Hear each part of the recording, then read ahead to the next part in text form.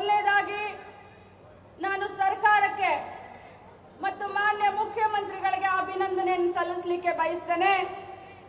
ನಾ ಭೂತೋ ನಾ ಭವಿಷ್ಯತೋ ಇವತ್ತು ನಂದಗಡದಲ್ಲಿ ಕ್ರಾಂತಿವೀರ ಸಂಗೊಳ್ಳಿ ರಾಯಣ್ಣನ ಜೀವನ ಕಥೆಯನ್ನ ಬಿಂಬಿಸುವಂತ ಅತ್ಯದ್ಭುತವಾದಂತ ಕಾರ್ಯವನ್ನ ಕೆಲಸವನ್ನ ನಮಗೆ ಮಾಡಿಕೊಟ್ಟಿದ್ದಕ್ಕೆ, ಅವರ ಇತಿಹಾಸವನ್ನ ನಮ್ಮ ಮುಂದಿನ ಪೀಳಿಗೆ ಮಾರ್ಗದರ್ಶನವಾಗಿ ತೆಗೆದುಕೊಳ್ಳೋದಕ್ಕೆ ಅವಕಾಶ ಮಾಡಿಕೊಟ್ಟಂತ ಮುಖ್ಯಮಂತ್ರಿಗಳಿಗೆ ಮತ್ತು ಸರ್ಕಾರಕ್ಕೆ ನಾನು ಅಭಿನಂದನೆಯನ್ನು ಸಲ್ಲಿಸಲಿಕ್ಕೆ ಬಯಸ್ತೇನೆ. ಬಂಧುಗಳೇ, ನಮಗೆ ಹೆಮ್ಮೆ ಅನಿಸುತ್ತೆ. ಬರೀ ಬೆಳಗಾವಿ ಜಿಲ್ಲೆಯಲ್ಲ, ಕರ್ನಾಟಕ ರಾಜ್ಯವಲ್ಲ, ಇಡೀ ರಾಷ್ಟ್ರ ಹೆಮ್ಮೆ ಪಡುವಂತ ಒಂದು ಕೆಲಸ ಇವತ್ತು ಆಗಿದೆ. ಸಂಗೊಳ್ಳಿ ರಾಯಣ್ಣ ಅಂತಂದ್ರೆ ಧೈರ್ಯ, ಸಂಗೊಳ್ಳಿ ರಾಯಣ್ಣ ಅಂತಂದ್ರೆ ವಿಶ್ವಾಸ, ನಂಬಿಕೆ, ಸಂಗೊಳ್ಳಿ ರಾಯಣ್ಣ ಅಂತಂದ್ರೆ ತ್ಯಾಗ, ಸಂಗೊಳ್ಳಿ ರಾಯಣ್ಣ ಅಂತಂದ್ರೆ ದೇಶಭಕ್ತಿ. ಇವತ್ತಿಗೂ ಕೂಡ ಅವರ ಹೆಸರನ್ನ ತೆಗೆದುಕೊಳ್ಳೋದು ಅಂತಂದ್ರೆ ಒಂಥರ ರೋಮಾಂಚನ ಆಗುತ್ತೆ. ಇವತ್ತು ನಾನು ಬಹಳಷ್ಟು ಸ್ವಾಭಿಮಾನದಿಂದ ಹೇಳಲಿಕ್ಕೆ ಬಯಸ್ತೇನೆ. ನಾನು ಪೂಜ್ಯ ಗುರುಗಳ ಹತ್ರ ನಾನು ಮಾತನಾಡ್ತಾ ಇದ್ದಾಗ ಕೇಳಿದೆ, ಸಂಗೊಳ್ಳಿ ರಾಯಣ್ಣನವರನ್ನ ಗಲ್ಲಿಗೆ ಏರಿಸಿದಂತ ಸಂದರ್ಭದಲ್ಲಿ ಅವ್ರಿಗೆ ಎಷ್ಟು ವಯಸ್ಸಾಗಿತ್ತು ಅಂತ. ಅವಾಗ ಪೂಜ್ಯರು ಹೇಳಿದ್ರು 33 ವರ್ಷ ಆಗಿತ್ತು ಅಂತ. ನೀವೆಲ್ಲ ಅರ್ಥ ಮಾಡ್ಕೊಳ್ಳಿ. ಸೂರ್ಯ ಮುಳುಗದ ಸಾಮ್ರಾಜ್ಯ ಅಂತ ಹೇಳಿದ್ರು ಬ್ರಿಟಿಷರ ಸಾಮ್ರಾಜ್ಯಕ್ಕೆ. ಪ್ರಥಮ ಬಾರಿಗೆ ಸ್ವತಂತ್ರದ ಕಹಳನ್ನ ಊದಿದಂತ ನಮ್ಮ ಕಿತ್ತೂರು ರಾಣಿ ಚೆನ್ನಮ್ಮನ ಬಲಗೈ ಬಂಟ ಸಂಗೊಳ್ಳಿ ರಾಯಣ್ಣ ಬರೀ 33 ವರ್ಷಕ್ಕೆ ತನ್ನ ಕೊರಳನ್ನು ಒಡ್ಡಿದ್ದಾನೆ ಅಂತಂದ್ರೆ ಎಂತ ಅಪ್ರತಿಮ ದೇಶ ಪ್ರೇಮ ಅಂತ ನಾವು ಇವತ್ತು ನೆನೆಸಬೇಕಾಗತ್ತೆ.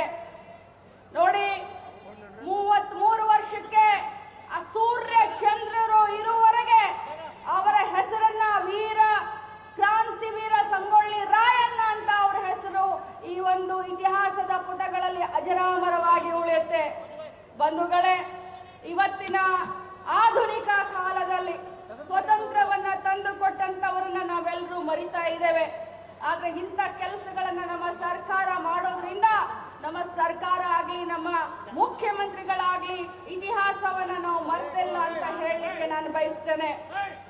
ಇನ್ನೊಬ್ಬ ಪಕ್ಷದವ್ರ ಬಗ್ಗೆ ನಾನು ಇಲ್ಲಿ ಮಾತನಾಡ್ಲಿಕ್ಕೆ ಹೋಗಲ್ಲ, ವೇದಿಕೆ ಕೂಡ ಆಗಲ್ಲ.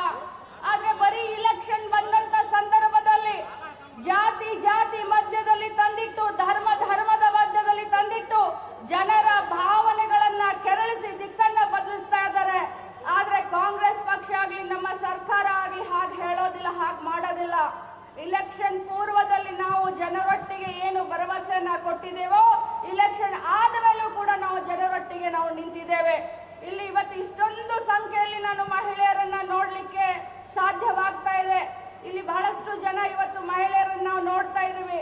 ಎಷ್ಟು ಜನರಿಗೆ ಗೃಹಲಕ್ಷ್ಮಿ ಹಣ ಬಂದಿದೆ ಅಂತ ಒಂಚೂರು ನಮ್ಮ ಮುಖ್ಯಮಂತ್ರಿಗಳು ನೋಡಬೇಕು. ಎಷ್ಟು ಜನರು ಬಂದಿದೆ ಕೈ ಎತ್ತಿ ನೋಡೋಣ.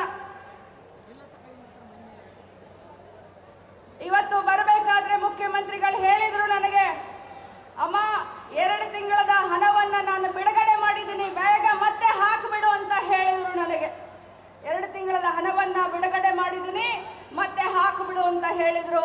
ಇಂಥ ಒಂದು ಸರ್ಕಾರ ಜನಸಾಮಾನ್ಯರೊಟ್ಟಿಗೆ ಬೆರೆತು ಜನಸಾಮಾನ್ಯರೊಟ್ಟಿಗೆ ಬೆಳೆಯುವಂತ ಸರ್ಕಾರದ ಜೊತೆಯಲ್ಲಿ ತಮ್ಮ ಸಹಕಾರ ಇರಲಿ, ತಮ್ಮ ಆಶೀರ್ವಾದವಿರಲಿ ಅಂತ ಹೇಳ್ತಾ ಈ ಒಂದು ಕೆಲಸವನ್ನ ಕೈಯಲ್ಲಿ ತೆಗೆದುಕೊಂಡು ಕಾರ್ಯಗತ ಮಾಡಿದಂತ ರೇವಣ್ಣ ಸಾಹೇಬರಿಗೆ ನಾನು ಯಾವತ್ತಿದ್ರೂ ಕೂಡ ಅಭಿನಂದನೆಯನ್ನ ಮತ್ತು ಧನ್ಯವಾದವನ್ನ ಹೇಳಲಿಕ್ಕೆ ಬಯಸ್ತೇನೆ.